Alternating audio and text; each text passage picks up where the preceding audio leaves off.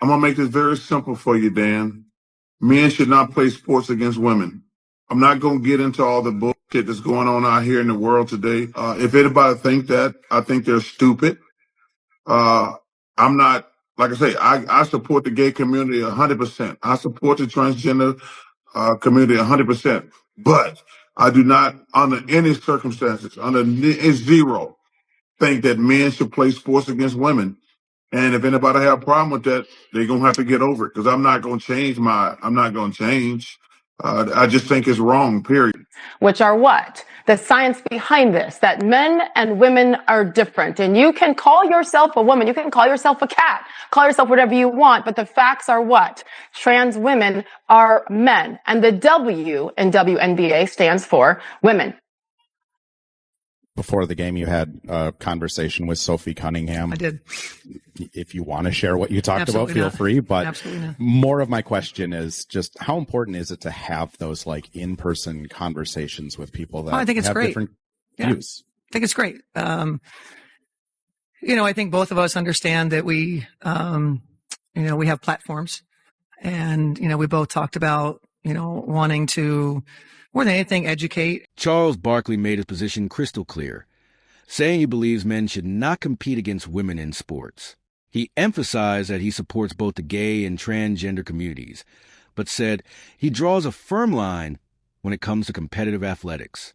According to Barkley, the issue is not about attacking or disrespecting anyone personally, but about what he believes is fair competition. He argued that men and women are biologically different, and that those differences matter in sports, where physical ability, strength, speed, and athletic performance can directly affect the outcome of competition. Barkley repeatedly emphasized that he does not intend to change his position simply because people disagree with him. He described his stance as straightforward and said that, in his view, women's sports should remain a separate... I'm never going to think it's all right for men to play sports against women. And I don't even think that's controversial. That's the thing that's funny. Like some of this stuff make, like when you see these debates on television, I'm like, yeah, men shouldn't play sports against women. I'm done. I don't want to hear you try to explain it to me. No, I don't want to hear it. I'm not going to argue with you. Men shouldn't play sports against women. Barkley then turned his attention towards Sophie Cunningham and defended her position in the growing controversy. He argued that Cunningham should not be attacked simply because she expressed an opinion about fairness in women's sports. Barkley described her position as a straightforward response to a complicated public debate and suggested that people were making the issue far more controversial than it needed to be. He said he did not believe Cunningham should back down simply because her comments generated criticism or backlash. In his view, athletes should be able to answer questions honestly without immediately becoming targets of public outrage. Barkley repeatedly returned to the idea that there are plenty of subjects people can debate, but he personally considers this particular issue relatively simple. His support gave Cunningham another major voice behind her position and helped push the controversy into... There's men going and saying, I want to play football. I want to play basketball. I want to be... Why there's no trans men going into men's spaces? Why is it trans women that's going into women's spaces? Show me the last time a trans man was on a podium in any sport. Show me the last time a trans man won in cycling, cross country, football, they played on the team, volleyball team, track and field, 4x100 meter relay on track and field, steeplechase, name it. Show me a trans man that have been competitive. Show me one. The controversy surrounding Sophie Cunningham quickly grew far beyond a simple disagreement over her comments. After expressing her position, Cunningham began facing significant backlash at WNBA road games, including loud boos whenever she touched the ball and banners aimed directly at her. The reaction became increasingly visible inside and outside arenas, turning what began as an interview answer into a much larger national conversation. Supporters of Cunningham argued that she had simply answered a direct question about competitive fairness and had not targeted any particular player. At the same time, critics continued challenging her position and arguing that her comments contributed to a broader debate about inclusion in women's sports. The intensity of the response made Cunningham one of the most recognizable figures in the controversy, with every road game creating another opportunity for fans, protesters, and media outlets to focus attention on the issue. What started as a personal opinion had now become a major story. The fuck are y'all booing Sophie Cunningham at every game now, man? This is what we doing to Sophie, trying to villainize this woman when all she did was... The controversy escalated even further when Seattle Storm co-owner Celeste Caton confronted two teenage fans who were sitting courtside with signs thanking Sophie Cunningham for speaking up about girls in sports. According to the source, the sign was not an attack on another player, but simply expressed support for Cunningham's position. The confrontation became a major talking point after one of the girls reportedly became emotional and was left in tears. The incident sparked public criticism. Crazies out there are now protesting her at WNBA games. So much so that a coach from another team pulled Sophie aside to have a few words with her and just let her know what she had thought about what Sophie said. Guys, Sophie Cunningham is probably the most popular athlete in the WNBA. If she goes bye-bye, there is no more WNBA. Additionally, have you ever seen Sophie Cunningham play ball before? What on earth makes y'all think that she cares about a bunch of crybabies complaining about an 80-20 issue? Literally, no one wants men and women's sports. It is highly unpopular, and the only people that do want that are people who have likely never played sports before. And eventually led to Caton being fined and suspended after pressure increased and footage of the confrontation circulated. The episode added another layer to the Cunningham controversy because the discussion was no longer limited to athletes and their opinions.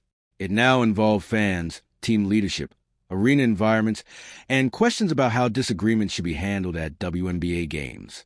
The incident became one of the most significant moments in the wider dispute and gave supporters of Cunningham another reason to argue that our signs and cheering for both teams. And this lady, older lady, comes up to us, and she comes up to us, and at first I think she's gonna be nice, and then she asks like, "What are you guys doing?" Something like that. And then it was like, "Jesus loves everyone." That's what she told us, and I was like, "Oh, I know. Like, I'm religious. Like, I know. Like, I know." Nice. Yeah, and she's like, "Oh, I hope Jesus can forgive you for what sin you've done," and like something like that. And then she told us that we were effing insane, and she's like, and she went like insane. Yeah, she's like, you better stop this and stop pulling this. Yeah, and for you guys, I hope God can save you.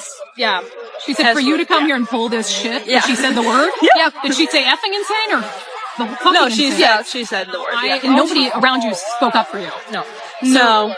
I will say, Annalie, when I came over, you were in tears. Yeah, I've never been yelled at like that. I mean, I've had people hate on me on the internet, but like, it doesn't really. After Charles Barkley spoke out, several other prominent sports figures entered the conversation, giving the controversy even more attention across different parts of the sports world. Former Chicago Bears linebacker Brian Urlacher questioned why Cunningham's opinion about competitive fairness was being treated like a major scandal. Kendrick Perkins, the former NBA player and ESPN analyst, took a more measured approach, but still argued that athletes should be able to answer questions honestly without having their entire character placed under public judgment. Shaquille O'Neal also weighed in. Has said that males, biological males, do not belong in women's sport. That's it. That is the rational, sane, commonly shared stance. It's a safety issue. It's a fairness issue. It's not an anti-trans kids campaign, but this coach saying, oh, trans kids are well, this is what they do. The straw man argument. She is trying to say that Sophie is against trans kids and she's excluding them and this is evil. No! It's so dumb. It's so evil. It's so calculated. Suggesting that the situation had become much larger than it needed to be and that people were searching for reasons to become outraged.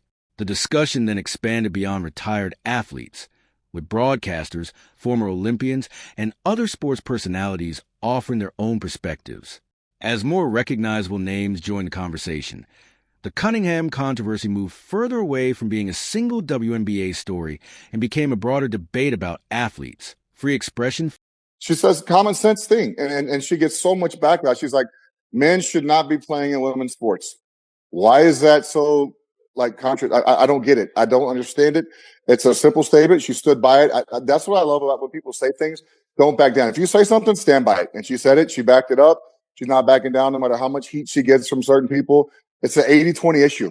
80% of the country think it's true. 20% don't. The 20% is crushing her. Let them. Who cares? But I love that she didn't back down. I love everything she stands for. She plays hard. She's good. Like I said, I don't watch WNBA, but I like those two girls right there. Yeah, she's going to get backlash from the girls around her and other teams. And, it's a liberal and mostly gay league, which is fine. I have no problem. My daughter is gay. No problem. I got no problem with that. But the way they push things on people, sometimes I don't like it in the WNBA. Not everyone agreed with Sophie Cunningham or Charles Barkley, and the backlash also included strong criticism from people within the WNBA and the wider sports community. Some current WNBA players and coaches argued that Cunningham's comments, regardless of her intentions, could contribute to a hostile environment for teammates and opponents who do not fit within the categories she was discussing. Other commentators criticized Barkley for entering a complicated conversation and argued that his comments simplified an issue to almost weaponize the word kid and children to, dig deep on the feelings of people instead of the facts, which are what? The science behind this, that men and women are different. And you can call yourself a woman, you can call yourself a cat, call yourself whatever you want, but the facts are what? Trans women are men. And the W in WNBA stands for women. So I just hate it when words like that are weaponized. And Sophie Cunningham made it very, very clear from day one, when, by the way, she didn't bring this up. She was asked by an ESPN reporter about this topic, and she answered. And then as the controversy brewed, she went on Twitter and said the same thing, which is, I am not trying to exclude anyone. Everybody is welcome at my table. Involving both inclusion and competitive fairness. This pushback is important because it shows that the controversy was not simply a story about one sports legend supporting one player. There were genuine disagreements among athletes, coaches, commentators, and fans about how women's sports should approach questions of eligibility and inclusion. Some players reportedly respected Cunningham as a competitor, while disagreeing with the way she framed the issue. As a result, the debate continued developing into a much broader disagreement over what fairness and inclusion should look like in modern athletics. Sophie Cunningham's comments were anti-trans. No, not even a little. Dan, she went out of her way to say, I love everyone. This is about science and fairness and protecting women.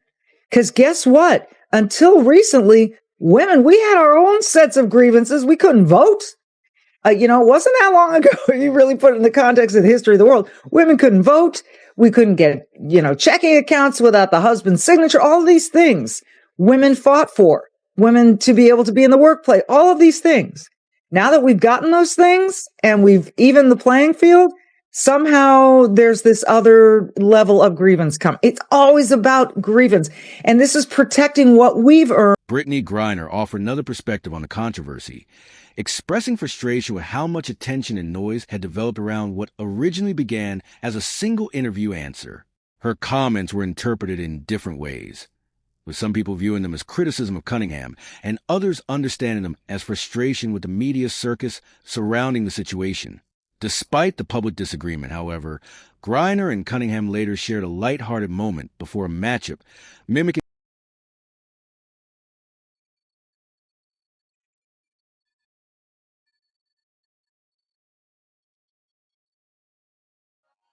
a viral finger-pointing gesture that had been circulating on social media. That moment was significant because it showed that public disagreement does not necessarily mean personal hostility between players.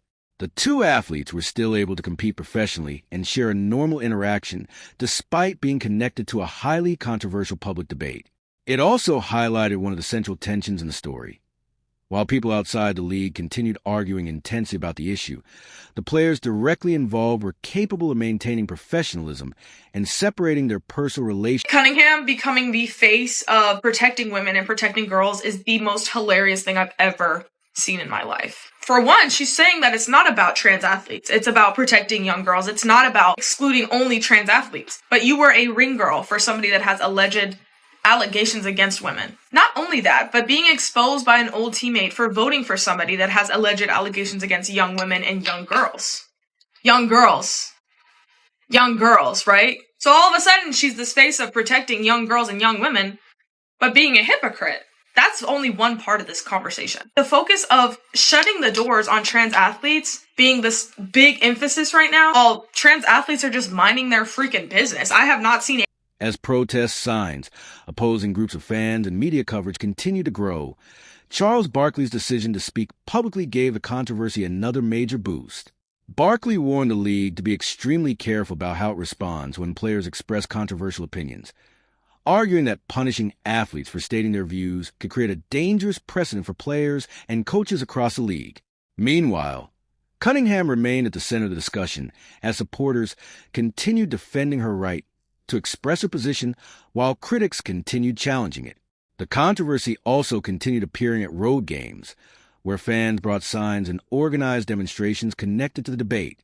With every new game, interview, public statement, or appearance by another sports personality, the story gained another wave of attention. By the end of the discussion, Barkley's comments had not ended the controversy, but they had reinforced the idea that Cunningham's position was shared by other prominent voices throughout the sports world.